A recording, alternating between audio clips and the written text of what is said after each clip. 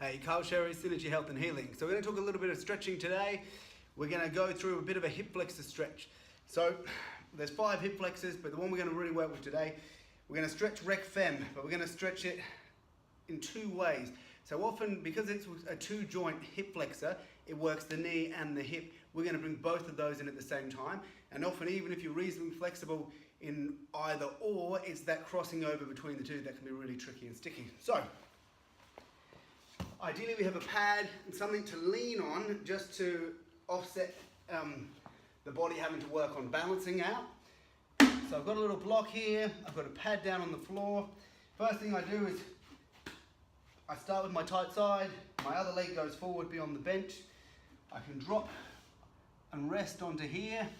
Now I can do a couple of contractions just for the top of the hip, so I can attempt to pull my knee up forwards towards my chest.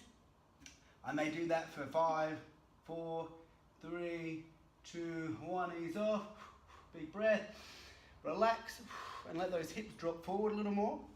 I could do this for multiple repetitions. For the sake of the video, I won't. I'm then going to bring my strap up. This will then also bring in that rec fem onto the knee and the hip. So we're getting both ends of the spectrum done here. That can be quite intense.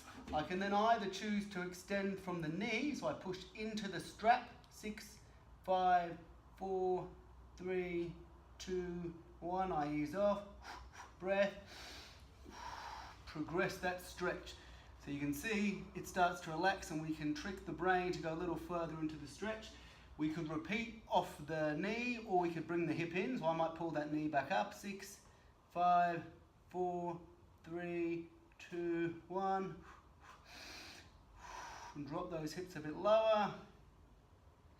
You could breathe and settle there for a few breaths, and we could apply the knee again, 6, 5, 4, 3, 2, 1, ease off, breath, and close that gap. And you can gauge your progress by measuring the distance between your heel and your bottom and the angle of those hips getting down as well.